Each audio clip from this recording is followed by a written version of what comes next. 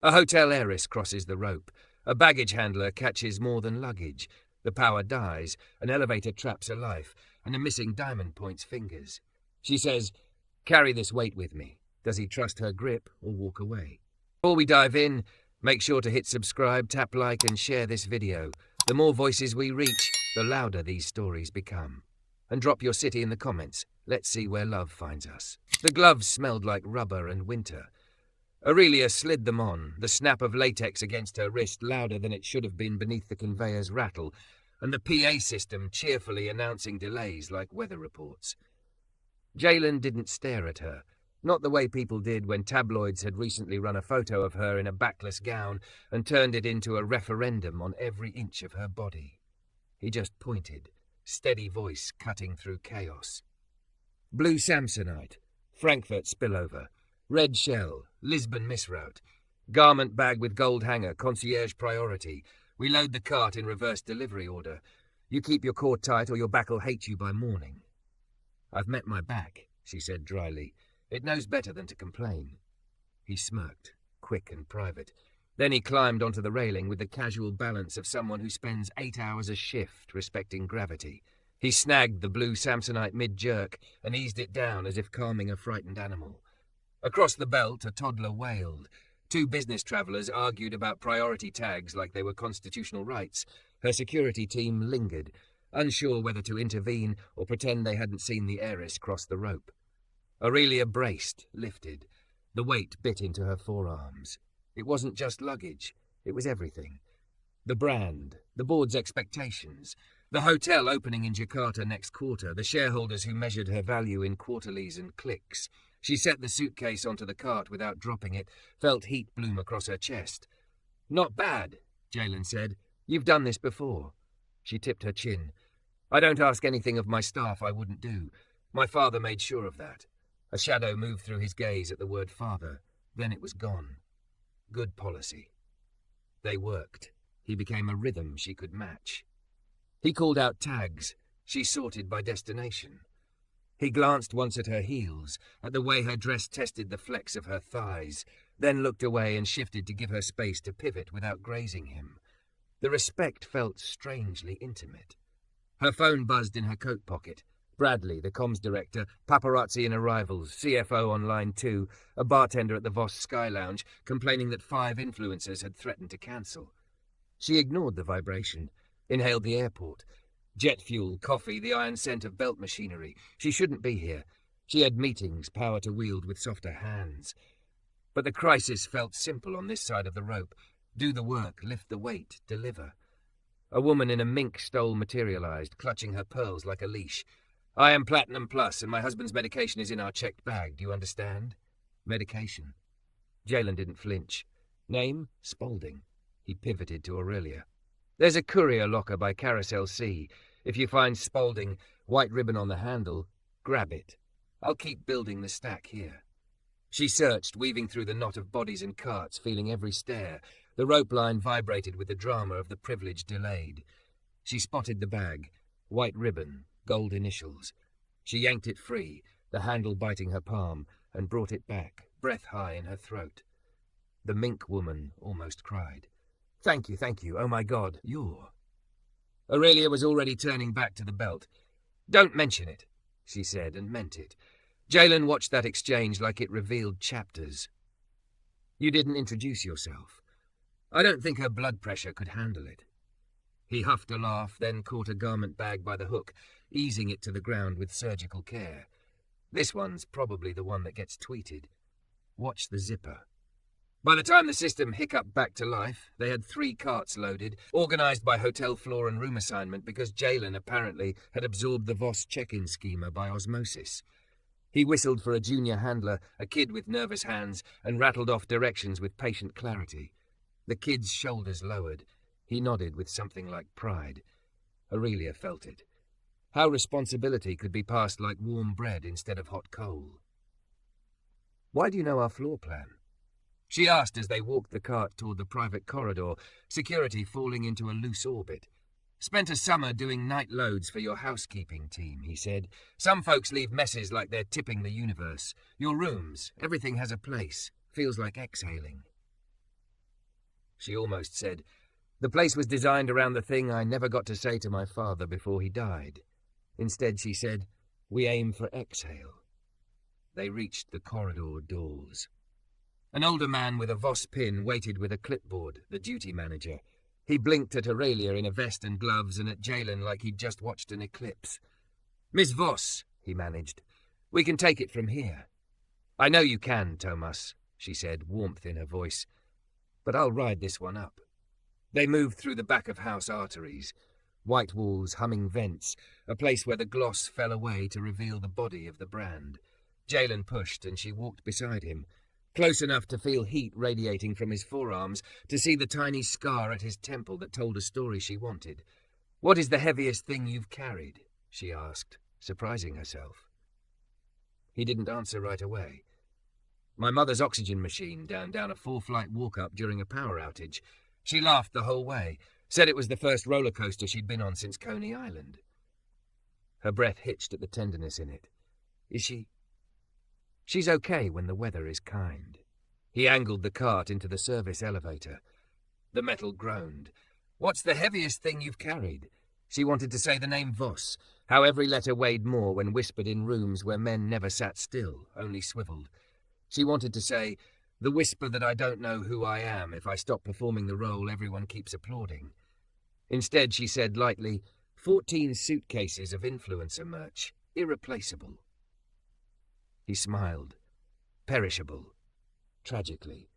The elevator doors opened to the mezzanine behind the lobby. Through a sliver of the main hall, she saw influencers filmed by ring lights, a string quartet pretending not to exist, and the CFO, Camille, graphite suit, pearl studs, scanning the room like a hawk. Camille's eyes found Aurelia in an instant, tracked the gloves, the man beside her, and went sharp. Prepare your spine, Aurelia murmured. I was born with one, Jalen said, but not cocky. Just a fact. They delivered the first cart to the concierge desk. The concierge, Kenji, neat and imperturbable, lit up. You're a miracle.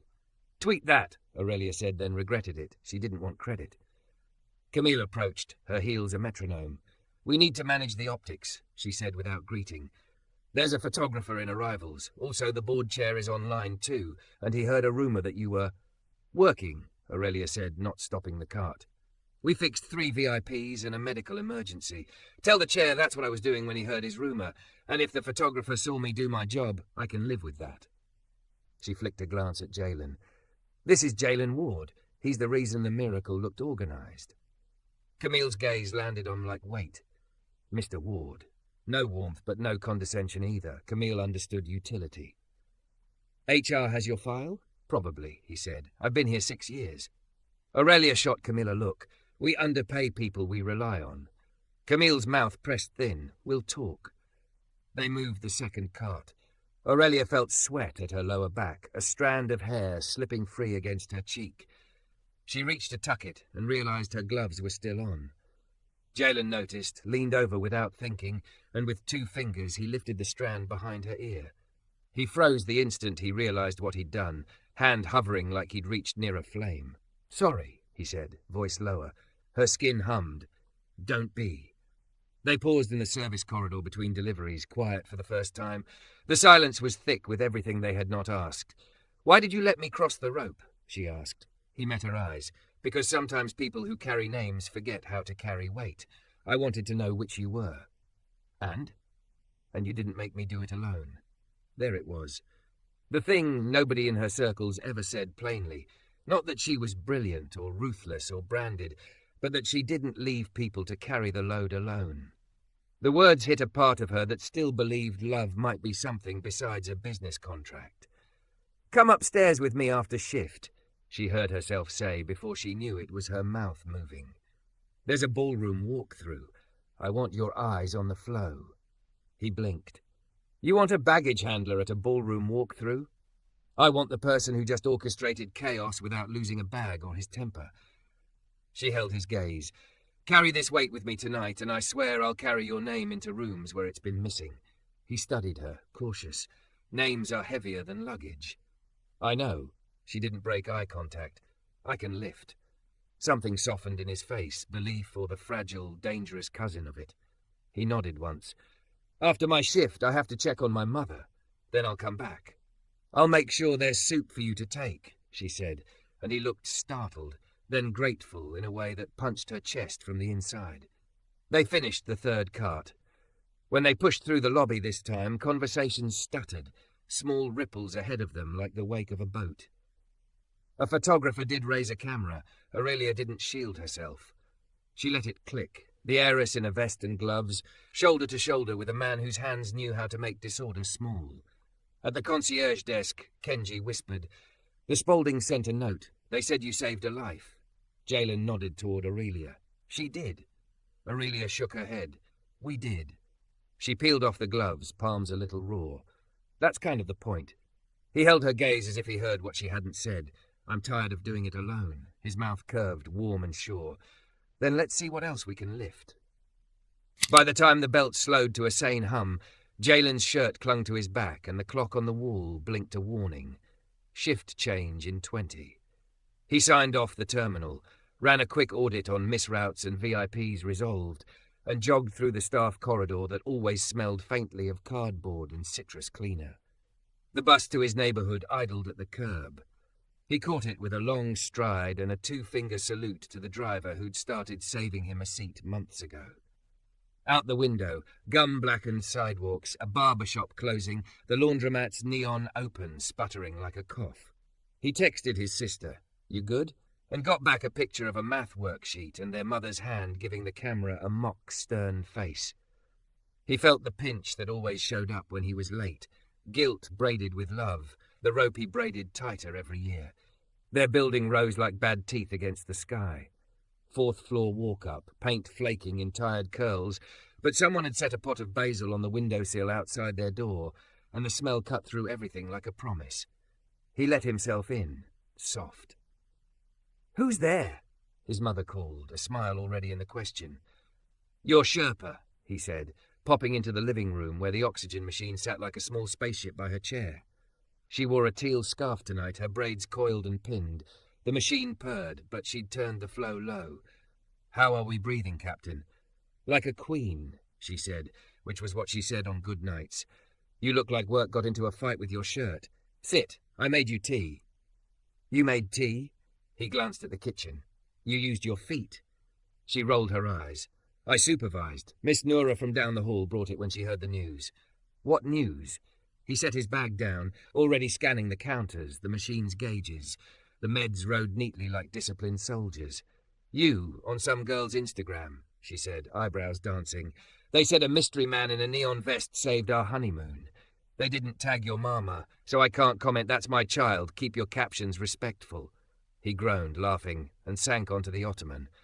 "I'm not a mystery, just allergic to chaos." Her eyes softened. "And who is Aurelia?" He stilled. "Why do you say that like you already know?" "Because you look like someone put a warm stone in your pocket and you don't know what to do with your hands now." She tilted her chin toward his phone. "Tell me." He tried to brush it off and failed. She crossed the rope, worked, knew exactly when to push and when to listen. "I've carried other people's names my whole life, Ma. It felt like she was offering to carry mine." His mother's smile went small and private. "Ward is not heavy, baby. It just takes two hands when the road pitches." He touched the oxygen machine's casing with 2 fingers, superstitious. "You okay if I go back in a bit? If I say no, will you stay?" she asked, already knowing. "Yes," he said. "Then no," she said sweetly. "Go do your walk-through, but eat something while you do it. Soup's no good cold." "What soup?" "The one someone in a pencil skirt dropped off 10 minutes ago with a post-it that said chicken, not too salty. Whoever that is has taste and a conscience. Don't mess it up." He found the container labelled in a clean, decisive hand. He knew that hand already, the way it cut through noise. He warmed a portion, fed his mother 2 spoonfuls as tax, kissed her temple and promised the neighbour 2 doors down he'd be reachable if storms rolled in overnight. Then he was out the door again, the basil scent in his nose like a benediction. At the hotel, the world widened. High glass, brass gleam, the sound of money trying not to clink. Aurelia stood by a cluster of event staff in the mezzanine, a headset tucked into her blonde twist, her coat off now. Without the camel armour, there was only the truth of her body and the purpose it moved with. Thick, curvy, unapologetic in a black sheath that made photographers twitch. She scanned the room in long, confident strokes, then saw him and lost a fraction of air like she'd taken a step into cold water. "You came," she said. "You fed my mother," he said. For the first time since he'd met her, her eyes wavered, just a hair. "I don't know how to do this without considering the whole person," she said quietly, like an apology for her competence. "Walk with me?" He matched her stride through the ballroom skeleton. Tables naked without linens, a forest of metal rigging in the corners, a tape grid on the floor like a choreographer had been mapping a dance. The florist hovered, worried about traffic crushing the peonies. Lighting techs perched like owls on ladders. Camille, the CFO with the razor seam suit, stood with a tablet like a sword. "Flow," Aurelia said, pivoting to Jalen. "I get the architecture. Show me the arteries." He let his eyes adjust to the bones, then to the bodies that would fill them. He saw the back-of-house entry where servers would shoulder their trays, the choke point by the champagne wall. The way the step and repeat had been positioned to catch the best light, but also hog the only natural path to the bathrooms. He squatted, sightline low, as if he were a tray at ankle height. He walked the path with his shoulder at server height. He imagined a guest with a cane, a busser in a hurry, a PR rep in shoes not built for mercy. "Move the photo wall 5 feet toward the west doors and rotate 9 degrees, he said, pointing to the tape. "You'll get the same light, but you open a second lane here. Drop a bus station behind that pillar and you'll keep trays out of the guest current. And the champagne shouldn't be delivered from behind the wall. It's a blind spot. Put a runner lane along the curtain with safety cones so nobody improvises when the room gets loud." Camille angled her tablet. 9 degrees, he met her gaze calmly.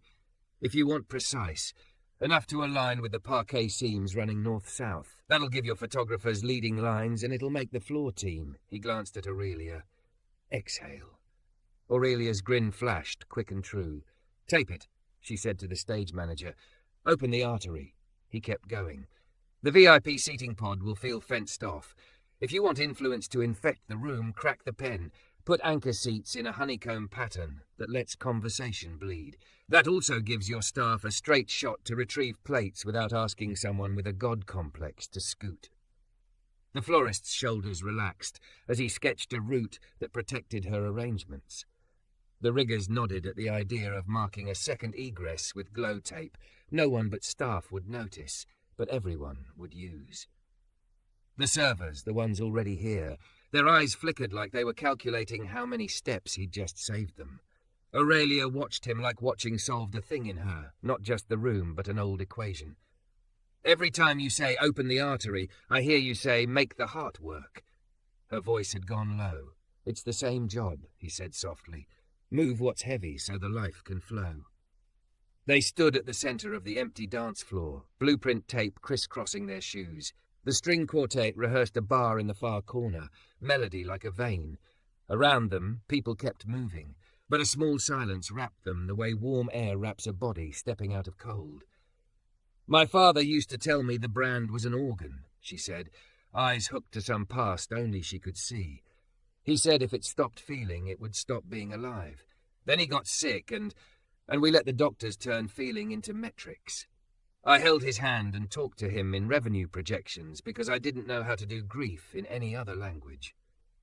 She laughed once, empty and cutting. "I have been carrying that." Jalen didn't say sorry. He didn't touch her.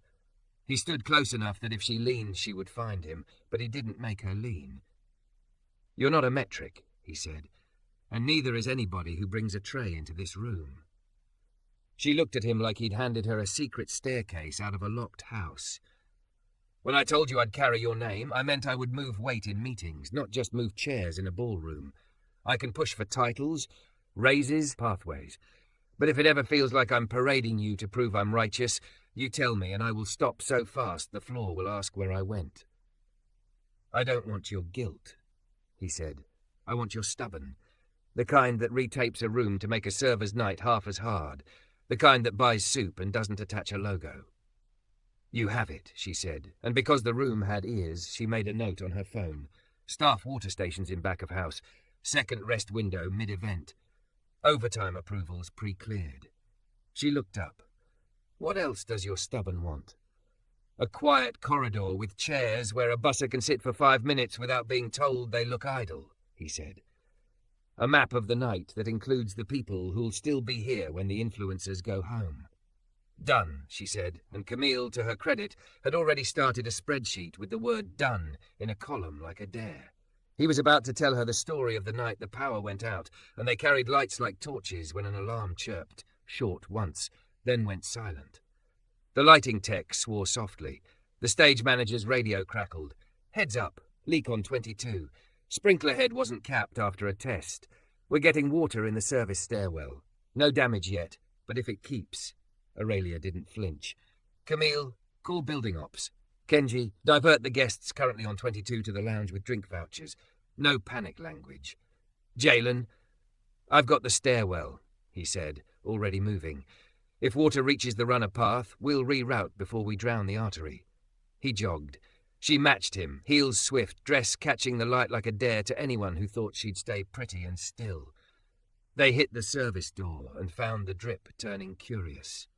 Someone had already set a yellow cone like a small lighthouse. Jalen studied the spread tile by tile. Water likes gravity and the easy road.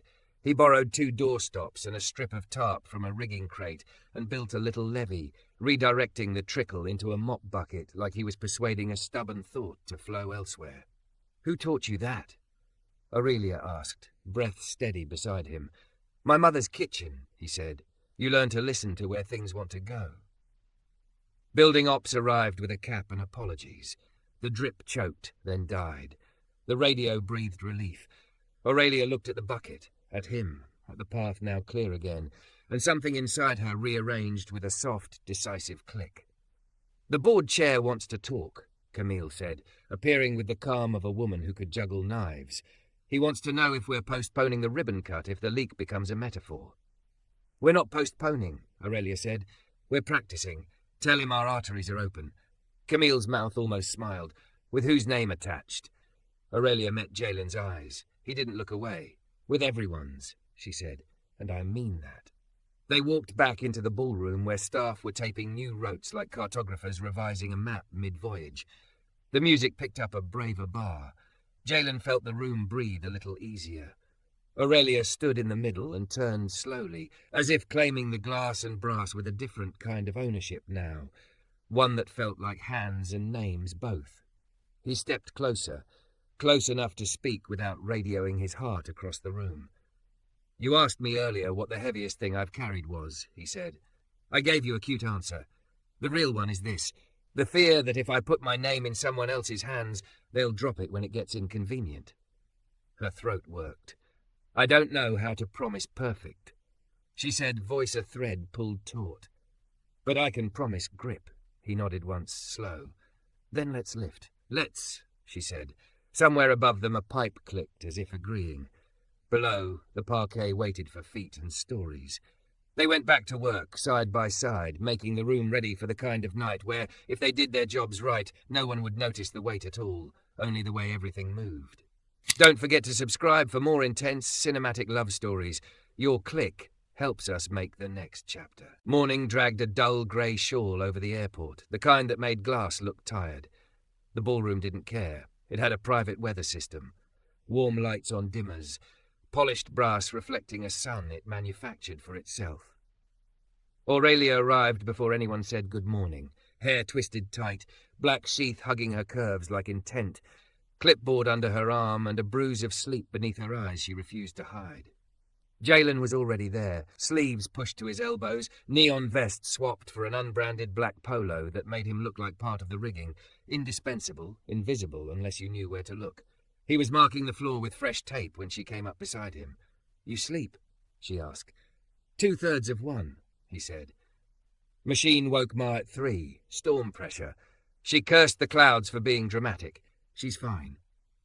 Good, Aurelia said, and let relief briefly loosen her shoulders. Today's going to stack. We'll keep the arteries open. He handed her a Sharpie as if he'd read her mind. They finished the map together, aligning the step and repeat to those parquet seams he'd noticed, carving the runner lane where servers would fly.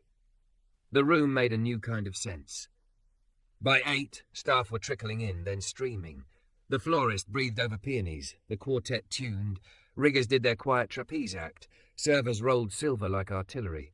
Camille appeared, immaculate, with news wrapped in efficiency. "Tabloids ran your glove photo," she said flatly, holding out her phone. 2 narratives, Heiress with a backbone and cosplay for the camera. It's split down the middle. Comments are a landfill. Aurelia didn't take the phone. Let them compost. "There's more," Camille said. "A freelancer from a business magazine wants to do a profile on hands-on management and asked if the baggage guy can be quoted about your leadership aura." Her words. Jalen's mouth twitched like a muscle under strain. He didn't look at Aurelia. He looked at the tape at his feet, as if it offered a truer language. "Decline," Aurelia said. "And it's not the baggage guy. It's Jalen Ward, and he's not a prop. If we speak about systems, names included." Camille's eyebrows climbed a millimeter. "Understood. Also, the board chair lands at 10. He asked if the spectacle will continue today." "Tell him the spectacle is called work," Aurelia said, voice cool. "And yes."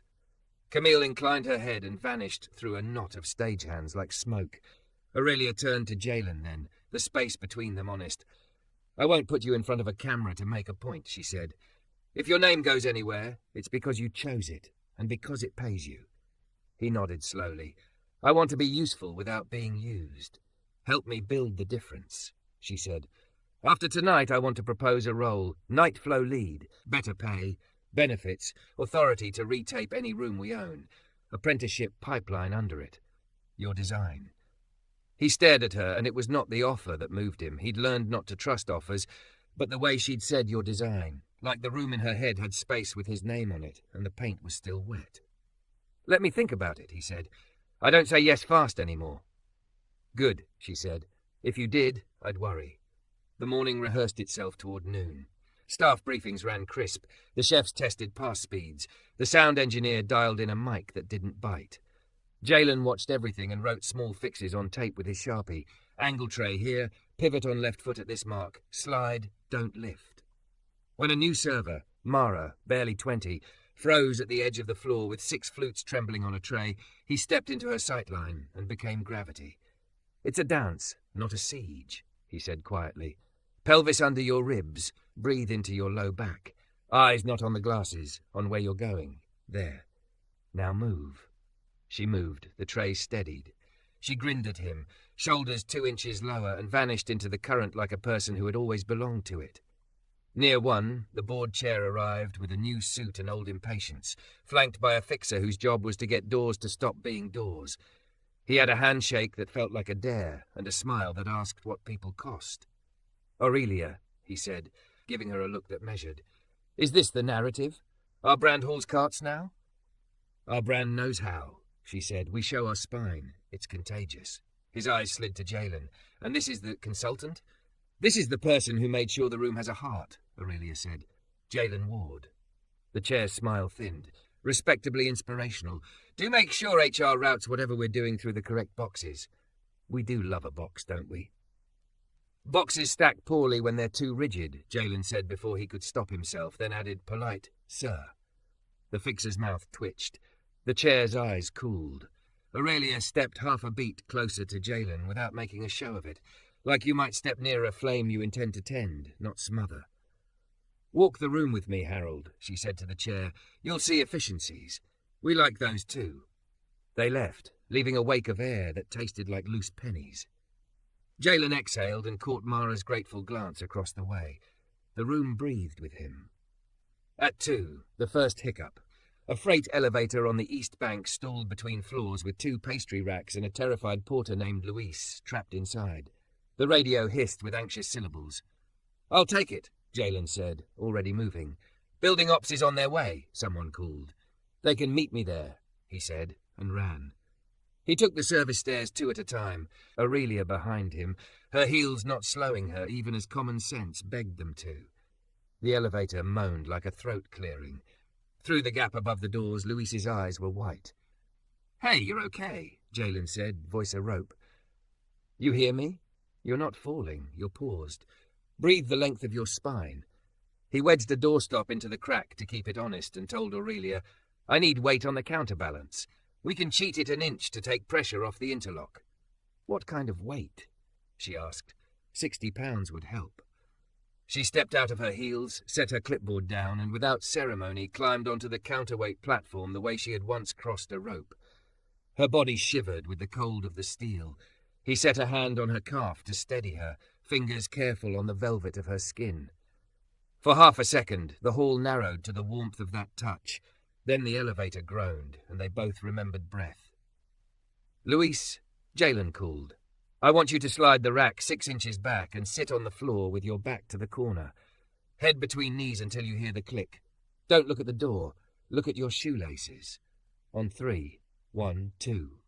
They moved as one, Jalen easing the door, Aurelia holding the weight, Louise shifting the physics of his fear. The interlock clacked like a stubborn thought deciding to cooperate. The door eased open 2 inches, then 3. Someone shouted that Ops had arrived. Ops arrived to find the situation half solved by 2 people perspiring like they'd just carried a piano. "Get him water," Aurelia told a runner, eyes on Jalen's hands, which were steady as the floor returning to level. Louise stumbled out, shook, laughed like a sob, and said thank you so many times the syllables dissolved. "Not a spectacle," Aurelia said to no one in particular. "A system that holds." By 4 the room wore its party face. Linens draped like fog, candles in hurricanes waited for fire. The quartet traded their rehearsal laziness for poise. Staff stood in their starting blocks with polished trays and tucked shirts and nervous smiles. The photo wall, rotated precisely 9 degrees, caught light that made everyone look better than they felt. A text hit Jalen's phone.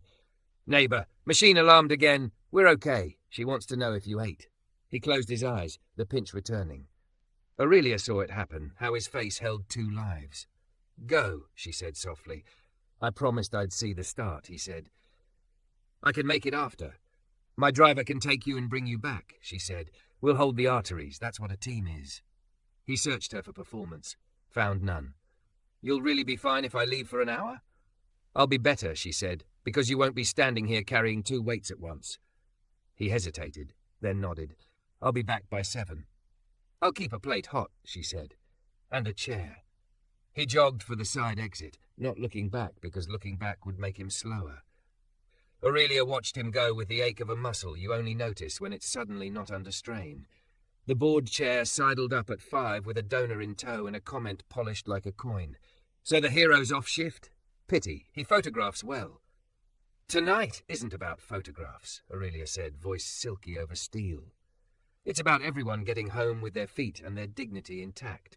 The donor blinked, then smiled like he'd found a person worth backing with more than a check. Guests began to arrive. The first wave broke gentle. The second came with phones held like shields. The third was a tide. And the room moved. Trays slid, not clattered. The honeycomb VIP pod let conversation pollinate instead of suffocate.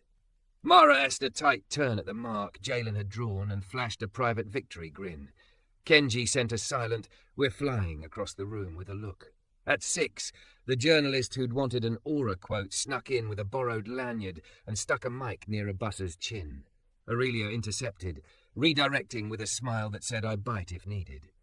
"If you want to write about work," she murmured, "you carry a tray for an hour and don't talk." The woman sputtered, then, to her credit, picked up a tray. 10 minutes later, her arms shook like honesty. At 6:45, Jalen reappeared at the service door, breath warm from a jog, eyes glassy with relief. He found Aurelia at the edge of the dance floor, talking to a server about timing. He lifted a hand. She excused herself and met him halfway, and for a heartbeat neither spoke because the language of not dropping had to settle before words. "She's okay," he said. "We swapped out the cannula. Neighbour braided her hair because she hates looking sick. She told me to stop hovering. And she ate the soup you sent like she was scoring it on a TV show." "Good," Aurelia said, and her smile wasn't polished. It happened to her face from the inside. "Pick up where you left off?" He glanced around, saw a tiny snag forming near the champagne wall, and moved to smooth it. The room welcomed him back, the way a river welcomes a rock that shapes it. When the string quartet shifted to something that made a $1,000 suit want to sway, Aurelia stepped onto the mic for 2 minutes, no more, to say what needed saying. "Tonight," she said, "you'll see flowers and glass and good lighting. If you notice the people moving them less than the things themselves, that means we built this right. The people who carried this room are named. We're learning to say those names aloud, and to pay them like names, not numbers. That's the story I'm willing to tell." There was polite applause from some corners, wholehearted from others, confused tolerance in a few. The board chair clapped because optics demanded. Jalen, in the back, didn't clap. He watched her mouth form the word named, and felt something old in him set down the idea that he would be dropped when inconvenient. After she stepped off, she found him in the service corridor where the air smelled like lemon oil and velocity. The world out there was noise. Here the hum was human. "You asked for stubborn," she said. "I'm going to the board with a formal proposal tomorrow morning. Night flow lead, with an apprenticeship track. I want you to help me write it. If they push back, I push harder." He looked at her, then past her to the taped lines marching neatly along the floor, to Mara's grin slicing the air near the honeycomb VIP, to Kenji's calm, to a donor laughing not at a server but with one. He took a breath that touched his low back like he'd told Mara to do. "I'll help you write it," he said. "I'll also tell you where it's weak." "I expect you to," she said. "Carry this weight with me, and I'll carry your name into rooms that pretend they can't hear it." He reached for her hand because the noise was far and the quiet was true. He didn't squeeze. He just let their fingers learn the shape of each other the way the room had learned how to move. "Then let's lift," he said. "Let's," she answered, and when a runner barreled past with a tray and whispered "behind," both of them pivoted in automatic, practiced grace. Two people making space, together, for everything else to flow. The storm waited until the first toast to announce itself. You could feel it build in the glass before you heard it. Pressure collecting in the chandelier drops, static strumming along silk sleeves. When the lightning finally split the world, it cracked across the tall windows like a photograph trying to remember itself. The quartet didn't miss a beat. The guests pretended weather was a rumour. In the service corridors, radios woke. East Alley gusts up to 40. Umbrella station overwhelmed. Copy. Shift runners from coat check. VIPs requesting decaf that tastes like sin. Copy. Sin on its way. Aurelia stood at the ballroom's edge, headset snug, clipboard tucked under her arm, the black sheath sculpting her into intention. She watched the flow like a conductor, servers in their lanes, honeycomb VIP seating bleeding conversation into the room, the step and repeat catching light at that perfect 9-degree rotation. When her eyes found Jalen, because they always did, he was 3 moves ahead of a snag at the champagne wall, voice low, hand open.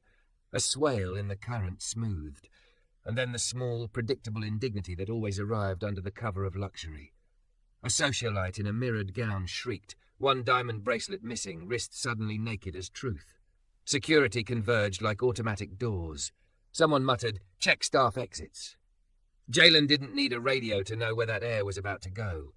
He stepped into the path of the nearest guard with a calm that cost him something. "Start with traffic," he said. "Where did she come from? What did she brush? What seams on the floor could catch a clasp?" The guard's eyes flicked to his skin before returning to his face. "We'll need to." Aurelia got there between one blink and the next, a wall of silk and certainty. "You'll need to follow protocol without inventing a new one that begins and ends with the nearest black man," she said, evenly enough to make the sentence legal. "We start with traffic. We examine seams." Kenji was already mapping the woman's route. Mara, the new server, stood near the honeycomb, one hand hovering over a tape line like a divining rod. "Here," she called softly, not wanting to make a spectacle. "It dips. The seam dips." Jalen crouched, fingers gentle. The parquet seam was a narrow mouth. He slid a butter knife under the tape, lifted, and there it was, a glittering circle that had decided gravity had better opinions than its clasp. He held it up, deadpan. "Your diamond tried to unionize with the floor," he said. "We negotiated a compromise." Laughter rippled where panic had wanted to spread. The socialite pressed her hand to her chest. "Oh, thank you, thank you." Her gaze snagged on Jalen's face.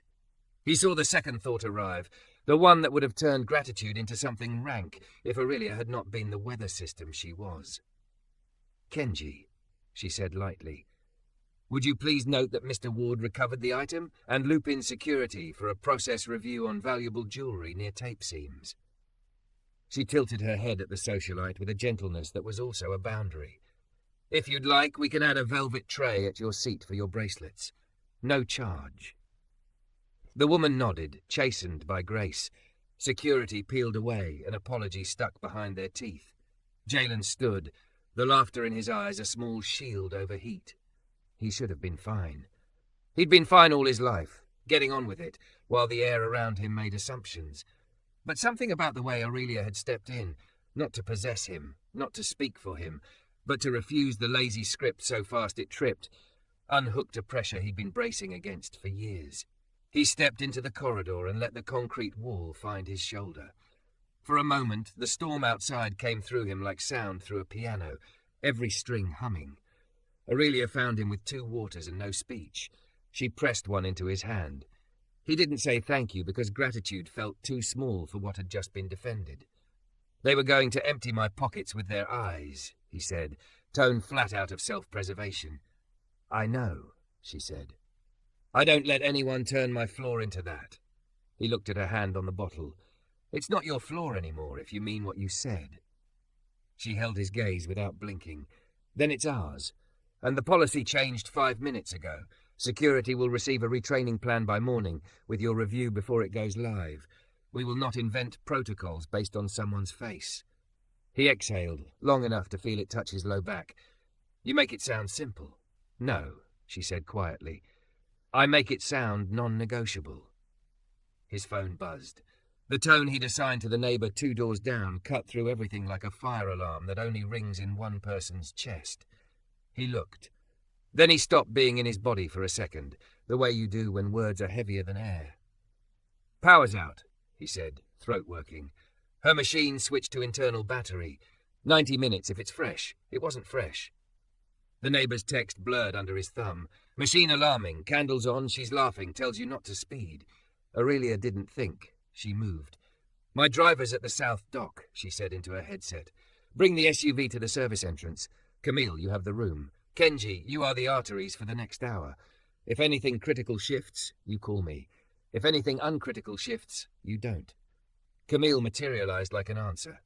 "Go, I'll hold." Aurelia's eyes said thank you. Her mouth didn't waste the time. To Jalen, "We can get there and back inside an hour if the roads haven't decided to imitate a river." "I can't ask you to leave your—" "I'm not leaving," she said, and only after the sentence hung there did he understand she meant something bigger than geography. They ran. The storm slapped at the SUV like a creditor. Streetlights flickered as if arguing with the night.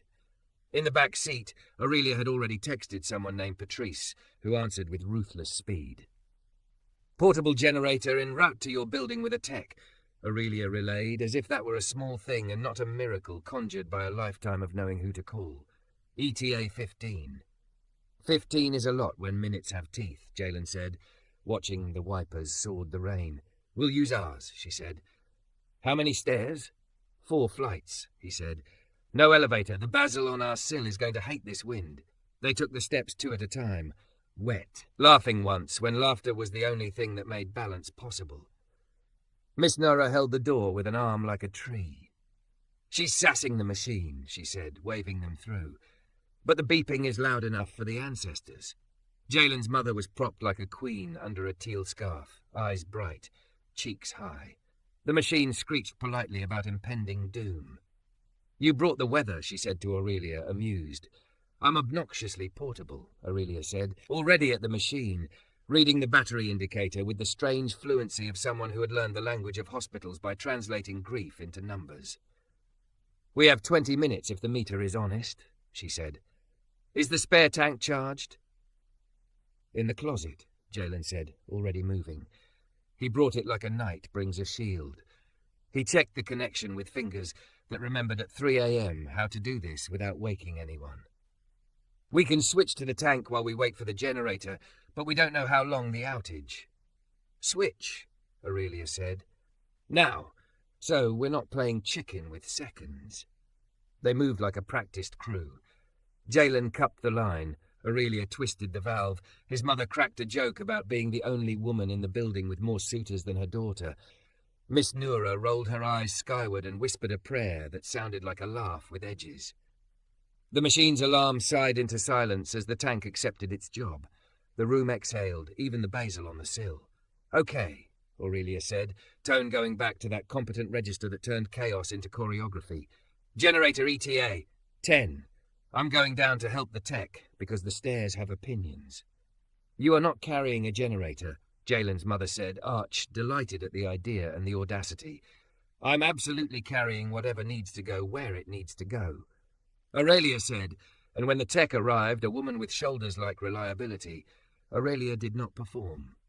She lifted one end of the thing, listened to the rain argue with the stairs, laughed when Miss Noura shouted, "Use your thighs, Hyja," and used her thighs because pride is a poor substitute for physics.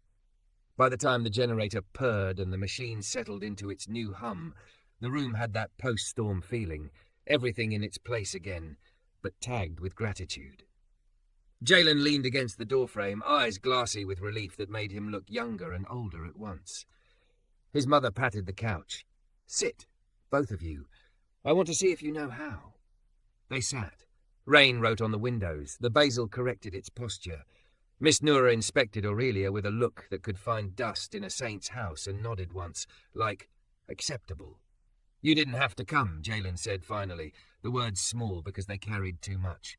"Neither did you," Aurelia said, looking at his hands the way they had steadied hundreds of pounds of other people's lives. "Earlier, into the elevator, into the seams, into me." He shifted, the truth of that landing. "The heaviest thing," he said, quieter now, "is the fear that if I let someone lift with me, they'll decide the load is mine after the first mile." Aurelia didn't reach for his hand. She leaned back, elbows on knees, the posture of a person too honest for performance.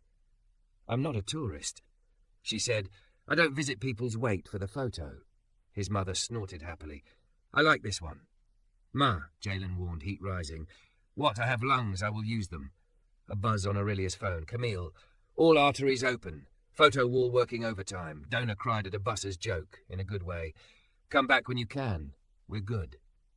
Aurelia held out the screen. "They can fly an hour without me. I told them to. I meant it." He looked from the text to her, to the machine humming like a cat, to Miss Noura making a note about tea, to the basil being brave. Something in him that had been clenched since childhood eased a fraction.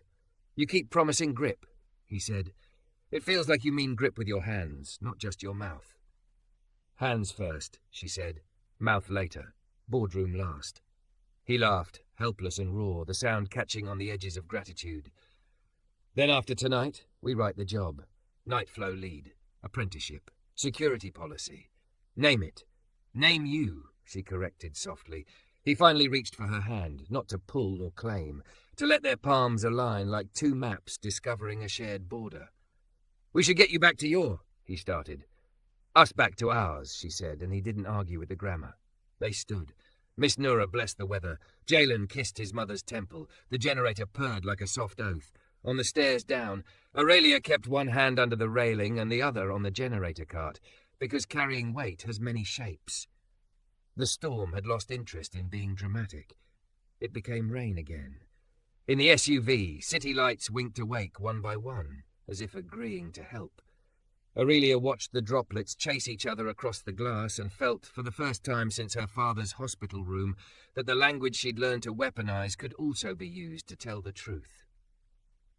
"Carry this weight with me," she said, not as a promise this time, but as a practice. Tonight, tomorrow, in front of cameras and when no one will ever know. Jalen leaned his head back, eyes on the ceiling like it held constellations only he could read. "Then I'll let you carry mine," he said. "Not for show, for breath." They drove toward the hotel and the room that was still moving because they'd built it to move. The arteries would be open when they arrived. The dance would still be dancing, and somewhere in the city, under a teal scarf, a woman who had laughed at fear was breathing like a queen. They came back to a ballroom that had learned to breathe without them. It was the best feeling, a system working because hands had taught it how. Aurelia stepped out of the SUV with rain still in her hair, her black sheath damp at the hem, curves outlined like a promise she refused to apologize for. Jalen touched the service door first, a habit he'd picked up in high school, palming the threshold, asking the room to be kind. Inside, the quartet was finishing something elegant enough to make a CFO forget spreadsheets. Trays moved in lanes that glowed, invisible to everyone who wasn't supposed to see them. The honeycomb VIP pod hummed with pollinating talk. Kenji's eyes flicked to Aurelia, then to Jalen, then to the clock. He tipped his head. "We've got you." Camille materialized with the clean gravity of a planet. "Leak solved," she said. "Jewelry policy drafted. Security retraining notes started. One donor wants to fund the apprenticeship track if we put their name on nothing." Aurelia's mouth curved. "Tell them their name goes on a payroll line." "And the chair?" Jalen asked. "Wind shifting," Camille said dryly. "He's on his third optics beverage." A text vibrated in Jalen's palm. A selfie, his mother under the teal scarf, oxygen cannula in place, thumbs up like a small crown. Miss Noura photobombing with a ladle. He showed Aurelia. Her laugh was relief, wearing lipstick. "Ready?" she asked. "For which part?" he said. "All of it." They stepped into the ballroom's light together. It wasn't a flourish, just a fact. Guests sensed the center of gravity returning and leaned slightly, the way a field leans toward rain. The quartet ceded to a soft wash of recorded sound. Aurelia moved to the mic for the briefest of breaths, the headset tucked behind her ear, the clipboard forgotten because her body already knew the map. "Thank you for trusting us with your evening," she said, voice low enough to pull people closer. If it felt effortless, that's because a lot of effort learned to move in the same direction. Tonight, we tried something at the Voss.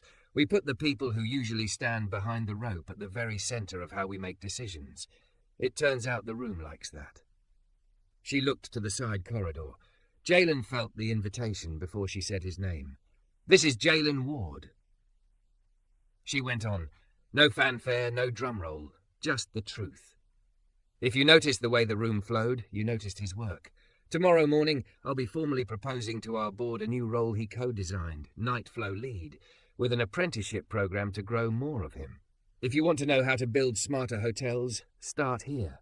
Hire the people who carry the load and give them authority to decide how the load moves." A few claps landed in the right places, uncertain at first, then catching.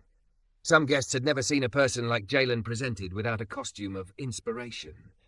Some looked ready to swallow an objection and see how it felt. The board chairs clapping sounded like cutlery. Aurelia stepped off the stage quickly. She hated speeches that congratulated the microphone. Back in the artery, she and Jalen took their posts as if nothing had happened, which was exactly the point.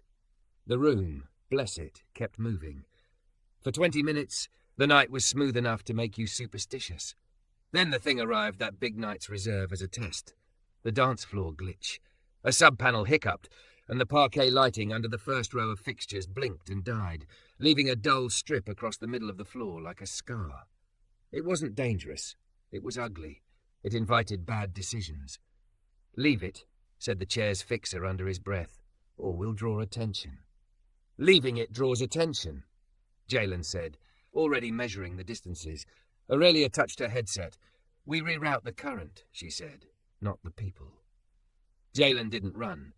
He walked with purpose, the way you walk toward a skittish dog. He and a rigger rolled out 2 glow tape lines like veins, snaking them to create a new arc around the dark strip. He flagged a busser and whispered, "Start a slow parade. 3 trays, wide curve. Let guests borrow your path without knowing they're doing it." Mara, seeing the move, stepped into the lead. The honeycomb pod breathed outward. Couples followed the curve like iron filings finding a magnet. Within 2 minutes, the scar wasn't a flaw. It was negative space, part of the composition.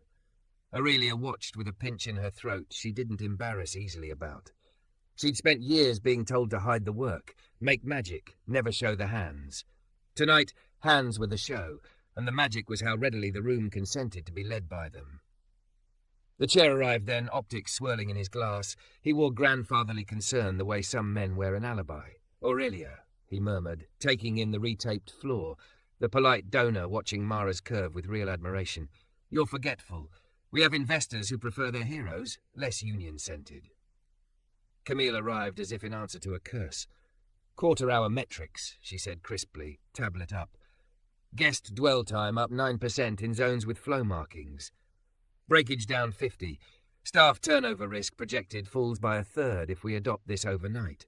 Also, a donor has underwritten the apprenticeship track. Their condition is that we do not slap their name on it. The chair blinked. You had these numbers ready. I listen when rooms talk, Camille said, and I like money that follows sense. The chair turned to Jalen, who had the poor luck of being the person in the room who could not be intimidated by a glass. Mr. Ward, he said, you're enjoying your moment? Jalen had learned to keep his jaw loose when someone wanted to make it tight. I'm working my shift, he said. The room's the moment. Aurelia heard it and felt a laugh press against her ribs like a hand, gentle, firm. She rested her gaze on the chair. The proposal lands at 9 a.m., she said. Night flow lead, apprenticeships, security policy changes, water stations, rest windows, chairs. None of it's optional. Either we're a hotel that knows its heart, or we're a shiny box, and shiny boxes don't keep beating. Silence stacked between them like plates. The chair set his glass down very carefully, as if the table were listening. Deliver me a P&L attached to that heart, he said at last. If it beats black ink, I don't care what you call it. Good, she said, because we're calling it people. He made a disappointed noise and went off to find someone who'd let him speak without being made into a person. The night deepened. Outside, rain rehearsed being fog. Inside, the quartet returned, and then surrendered to a DJ who understood how to make rich people act like children without reminding them they were being watched. In the service corridor, staff took 5 on the new chairs someone had dragged out of nowhere. The new chairs were good chairs. People laughed at nothing because nothing felt like mercy. Jalen checked on Mara. She leaned against the wall, tray down, eyes closing for the length of 2 breaths, then up again. I didn't spill, she said, proud like a kid reporting a clean page. You didn't, he agreed. You floated. Kenji walked past with a stack of note cards. 1 compliment for the chef, he murmured. 3 compliments for the person who taped the floor. I redistributed praise accordingly. You're a menace, Aurelia called after him, fond, and he lifted a card like a toast. Sometime near 10, with the room in that sweet spot between fed and sentimental, Aurelia's phone buzzed with a voice note. She listened, then offered the phone to Jalen like an open palm. His mother's voice sleepy and mischievous. 2 things. 1, this generator purrs like it has good parents. 2, names are lighter when 2 people carry them. Don't be dumb. Jalen bit his mouth on a smile that threatened to empty him of blood and replace it with light. He handed the phone back. Noted, he said, a little hoarse. You heard the Queen, Aurelia said. They stood near the edge of the dance floor then, a dangerous place for people who were pretending not to be the kind of people who might want to be seen. The parquet glowed despite the dark scar they had turned into a feature. The string lights over the bar made the gold in every drink look friendly. The DJ slid into something with a bass line you could trust.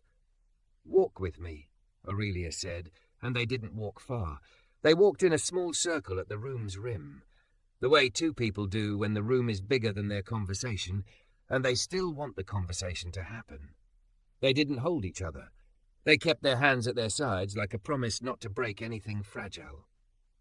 You told me not to say yes fast, she said. I'm not asking you to, but I am asking you to let me say your name in rooms that have only ever said you in the plural. I am asking you to let me build a ladder and not pretend I invented gravity. I am asking you to tell me when I get something wrong before you let it calcify into a reason to leave. He inhaled and felt it touch his low back the way he taught Mara to breathe. I am asking you to keep giving soup to people without putting your name on the lid, he said. To keep remembering that the best fix is the one that disappears. To carry, listen, this is the part I don't know how to make pretty, to carry my name and not ask me to be your proof. I don't need a proof, she said, almost smiling. I need a partner. He looked at her the way a person looks at the place they grew up after years away, recognizing angles he'd resisted, grateful they'd kept existing while he ran. Then this is what I can promise, he said. I will carry this weight with you, when it's public and when it's just a stairwell with bad lighting. I will carry your name like a tool, not a trophy. I will keep my mother out of the press and in soup. And if I feel you setting me down because the road got steep, I will say your name out loud and hand you the other end again." Aurelia blinked too slowly. She hated crying in rooms that charged for air, but some prices were fair. She nodded. "And I will carry yours into budgets and briefings and rooms where people say we and mean us, and not the people behind the rope. I will carry it until the weight is not a question anymore, just a strap my hand knows. Deal?" He didn't shake. He reached, palm up. She set her palm on his. It wasn't a dance hold, not a business grip. It was weight sharing. It was how you move a couch with two people and don't scratch the floor. Camille, materializing like honesty, coughed into her fist. "Hate to be love's chaperone," she said dryly, "but the kitchen wants to send out late-night sliders and would like permission to be heroes." "Permission granted," Aurelia said, hand not leaving his. "Extra pickles for the staff." "Already penciled," Camille said, then paused. 9 a.m, I bring the P&L. 9:02, you bring the stubborn." "We'll bring the names," Jalen said. "Good," Camille said, and went to bully a tray into heroism. Midnight slid toward them like a friendly tide. The donors had stopped calculating each laugh. The staff had stopped pretending they weren't proud. The photo wall, rotated precisely 9 degrees, kept flattering people who had not earned it, and also those who had. The dark strip on the floor remained a quiet truth about imperfection turned into design. At 1, when the last tray surrendered its last bite, and the quartet tucked their bows away, and the DJ finally let the bass rest, the room unclasped. Guests spilled toward elevators with the good tiredness of people who will tell their morning faces a better story than they usually do. Staff stacked chairs with a choreography that should have been a TED Talk. Someone taped 2 letters, W-A-R'd, on a walkie-charging cradle with a piece of blue tape like a joke sliding into prophecy. In the emptying hush, Aurelia and Jalen stood at the seam where back of house returns to front of house, where the marrow meets the skin. They didn't pose, they didn't kiss. They stood in proximity that weathered could stand. The air smelled like lemon oil and done things. "Let me walk you to the bus," she said. "I'll walk you to your office," he countered. They compromised. The corridor halfway, where the city's late hour pressed against the glass and promised a thin blue tomorrow. He pressed his palm to the threshold again. That old superstition. She watched and mimicked it, laughing at herself as she did, then not laughing because the gesture felt like the right size for gratitude. "You lifted more than luggage tonight," she said, voice rough. "You carried more than a name," he said. The corridor lights softened as if they'd been listening.